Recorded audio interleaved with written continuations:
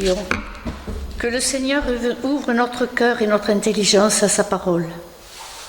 Merci Seigneur pour ta parole qui nous instruit et nous fait progresser dans notre vie de croyants. Qu'elle nous encourage à poursuivre notre chemin et nous donne envie de témoigner de ton amour envers nous. Alors c'est dans 1 Jean 2, verset 18 à 1 Jean 3, verset 3. Mes enfants, voici la dernière heure. Vous avez entendu dire que l'adversaire du Christ va venir. Or, maintenant, de nombreux adversaires du Christ sont apparus et nous savons ainsi que nous en sommes à la dernière heure. Ces gens nous ont quittés, mais ils n'étaient pas vraiment des nôtres. En effet, ils avaient été des nôtres. S'ils avaient été des nôtres, ils seraient restés avec nous. Mais ils nous ont quittés afin qu'il soit évident qu'aucun d'eux n'était vraiment des nôtres. Quant à vous, vous avez reçu le Saint-Esprit de la part du Christ, de sorte que vous connaissez tous la vérité. Donc, si je vous écris, ce n'est pas parce que vous ne connaissez pas la vérité, mais c'est bien parce que vous la connaissez. Vous savez aussi qu'aucun mensonge ne provient de la vérité. Qui est alors le menteur? C'est celui qui déclare que Jésus n'est pas le Christ. Celui-là est l'adversaire du Christ. Il rejette à la fois le Père et le Fils. En effet, celui qui rejette le Fils n'a pas non plus le Père. Celui qui reconnaît le Fils a également le Père. C'est pourquoi, prenez soin de garder dans votre cœur le message que vous avez entendu dès le commencement. Si vous gardez en vous ce que vous avez entendu dès le commencement, vous demeurez vous aussi unis au Fils et au Père. Et voici ce que le Christ nous a promis, la vie éternelle. Je tenais à vous écrire ceci au sujet de ceux qui cherchent à vous égarer. Quant à vous, l'Esprit que vous avez reçu du Christ demeure en vous. Vous n'avez donc pas besoin qu'on vous instruise. En effet, l'Esprit vous instruit de tout. Il enseigne la vérité et non le mensonge. C'est pourquoi, faites ce qu'il vous a enseigné, demeurez unis au Christ. Oui, mes enfants, demeurez unis au Christ, afin que nous soyons pleins d'assurance quand il paraîtra et que vous n'ayons pas à rougir de honte devant le jour de sa venue. Vous savez que le Christ est juste.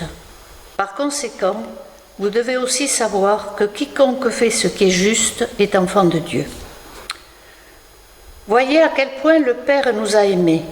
Son amour est tel que nous sommes appelés enfants de Dieu, et c'est ce que nous sommes réellement. Voici pourquoi le monde ne nous connaît pas, il n'a pas connu Dieu.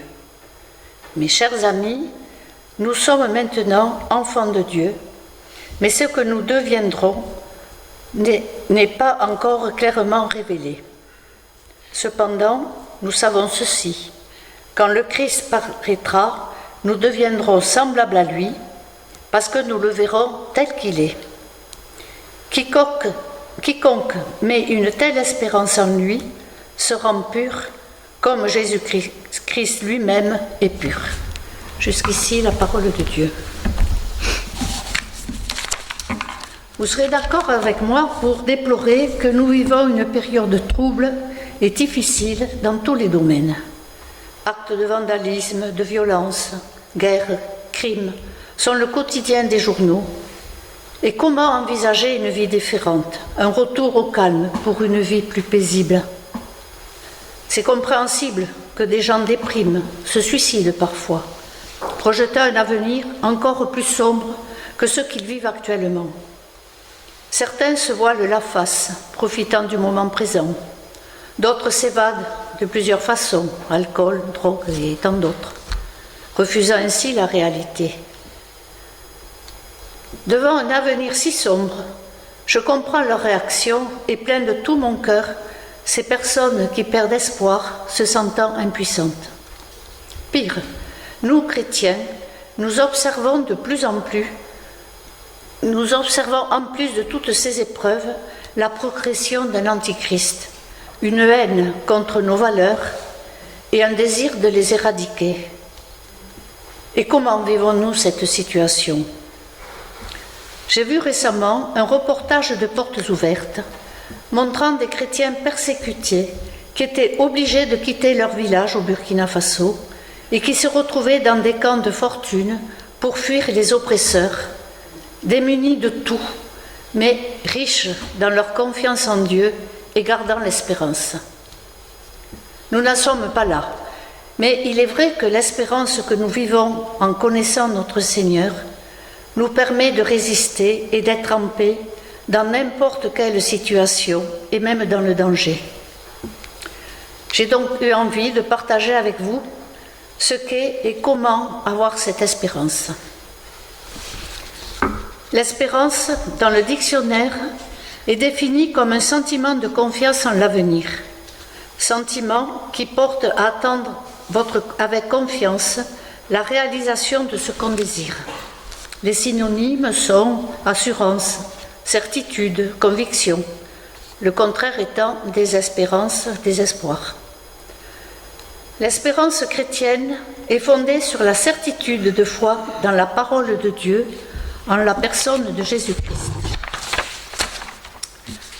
L'apôtre Jean, le disciple bien-aimé de Jésus, dit-on, a écrit cette lettre suivie de 2 autres, très courtes, pour prévenir les croyants de tout âge, jeunes et moins jeunes, des mauvaises influences de certains mouvements spirituels ou religieux qui écartent de la vérité et de la vraie foi chrétienne.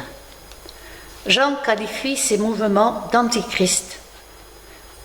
Dès la deuxième moitié du 1er siècle après Jésus-Christ, beaucoup de communautés étaient ainsi exposées et Jean, qui considère ces chrétiens comme enfants de Dieu, veut vraiment les encourager et les prévenir d'un égarement. Il insiste d'autant plus que, comme Paul ou autres disciples, il croyait que le Seigneur allait revenir bientôt. Jean s'adresse à sa communauté en faisant un récapitulatif de ce qu'est l'enseignement chrétien, à savoir que la parole est une parole de vie, que lui-même est un témoin oculaire de celui qui est venu donner cette vie et qu'en tant que chrétiens, ils doivent rester fidèles à ce témoignage. Il les invite à marcher dans la lumière, puisque Dieu est lumière, et à pratiquer ainsi le commandement de l'amour, commandement cher à cet apôtre. Puis, il les met en garde de ne pas s'éloigner de la vérité en se laissant séduire par de nouvelles doctrines et les exhorte à mieux lier foi en Jésus-Christ et amour du prochain. Finalement, nous voyons que chaque siècle a rencontré des opposants et que tout croyant doit être prêt à affronter ces difficultés. Paul parle de se vêtir d'une armée pour lutter, Jean parle d'amour du prochain et de communion avec Dieu. Il les invite à une communion plus intime avec Dieu et avec leurs frères. Cela rappelle Enoch qui a marché avec Dieu. Ce patriarche représente l'idéal de la marche avec Dieu.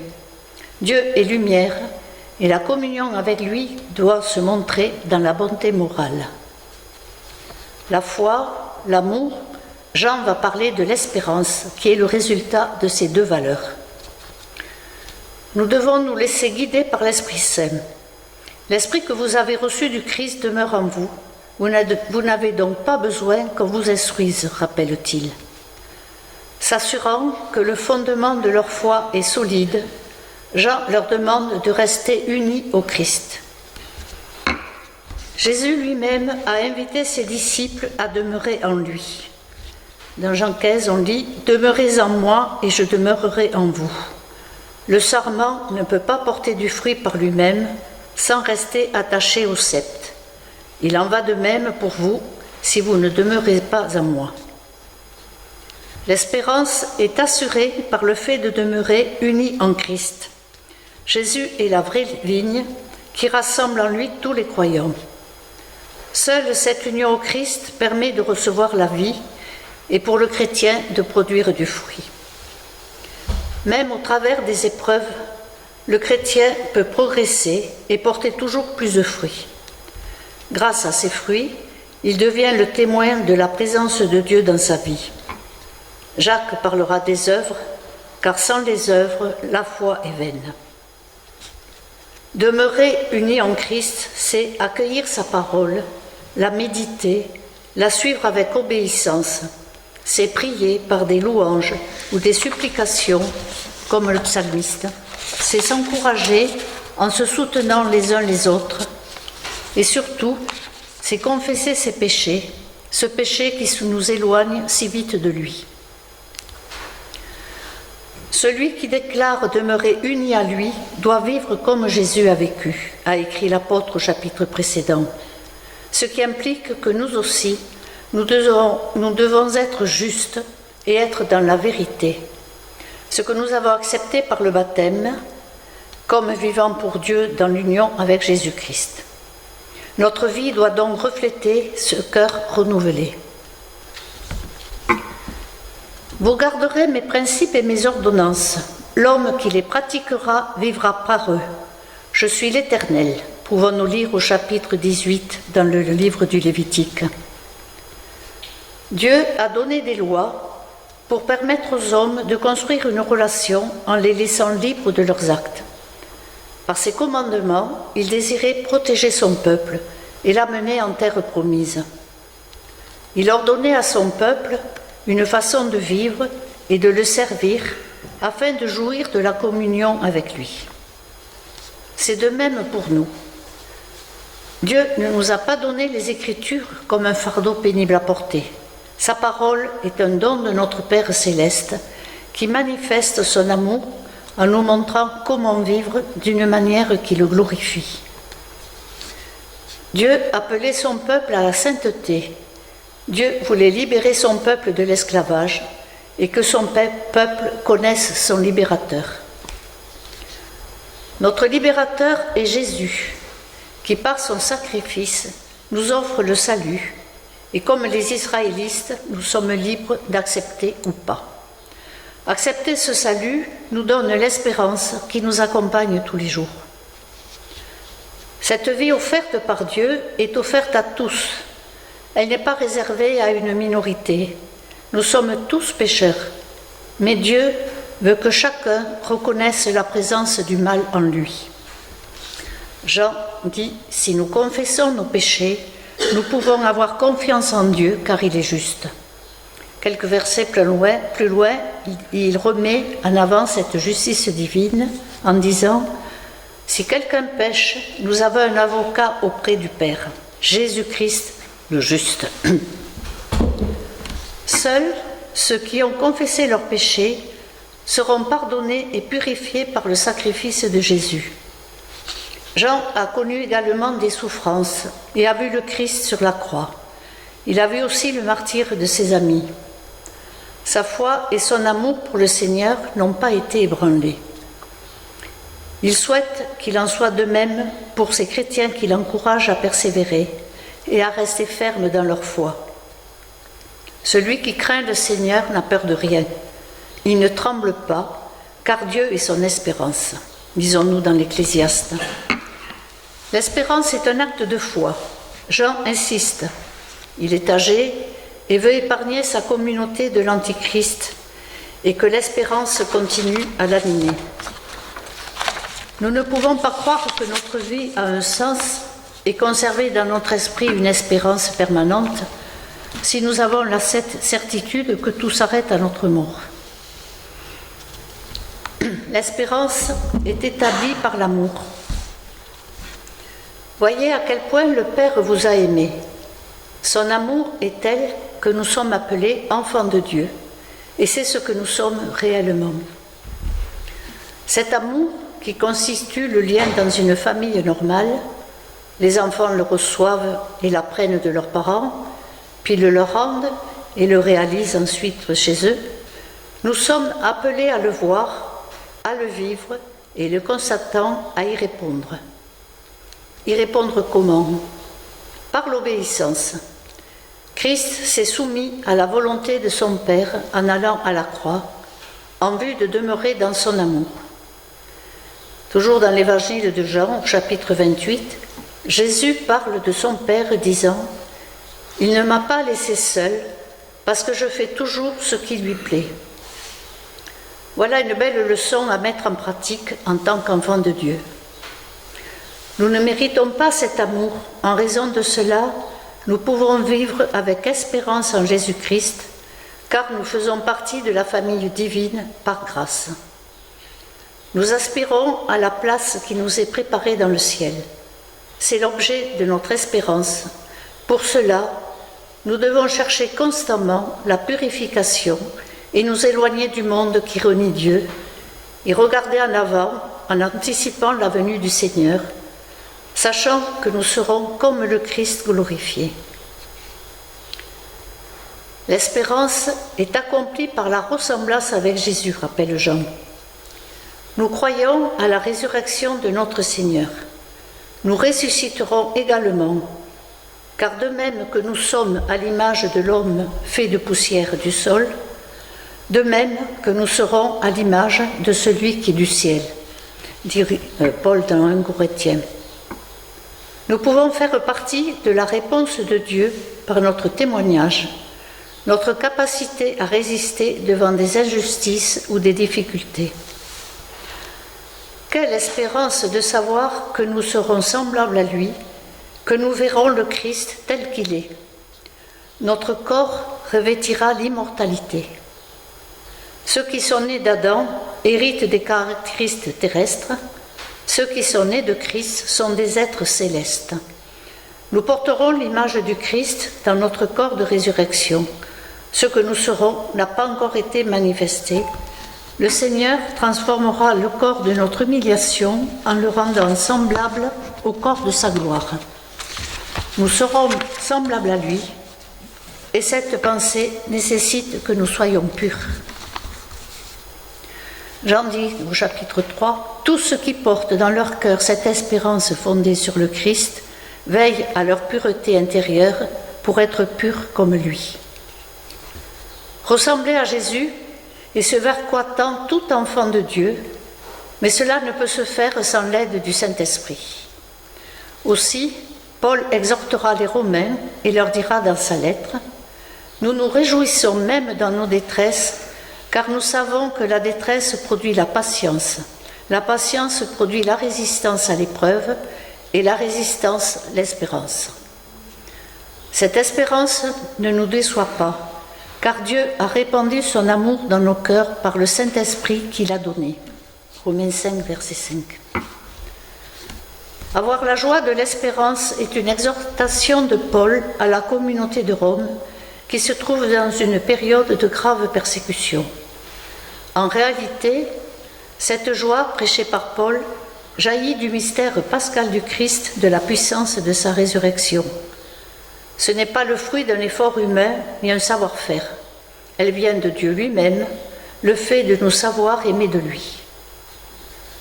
Nous pouvons allumer l'espérance dans le cœur des hommes à partir de notre témoignage en dévoilant notre foi, nos valeurs qui sont au-delà des valeurs du monde, et en dévoilant notre espérance en quelque chose qu'on ne voit pas et qui est surtout le contraire des vues humaines qui ont besoin de garanties et de certitudes. Cette espérance, nous pouvons, nous chrétiens, la vivre à la veillée du samedi saint, entre le vendredi saint, jour de désespoir pour les amis de Jésus, et le jour de joie et de victoire, le jour de Pâques. L'espérance chrétienne n'est pas un placebo ou une béquille ou un optimisme exagéré pour avancer dans la vie. Elle est une célébration de l'amour du Christ ressuscité qui est toujours avec nous, même lorsqu'il semble loin. Je conclurai en rappelant que foi et espérance sont intimement liées. On ne peut avoir d'espérance sans la foi. Si la foi est la vertu de la croyance, l'espérance est celle de la persévérance à aimer Dieu, de tout son cœur, de toute son âme et de toute sa force. Foi et espérance sont les nourritures du pèlerin que nous sommes. Elles nous font avancer, mais elles n'éliminent pas les obstacles et n'offrent pas de demeure définitive. Il n'y aurait d'ailleurs plus d'espérance s'il n'y avait pas d'obstacles. Ne laissons donc pas le temps nous faire douter, nous décourager, nous voler notre paix durant notre attente.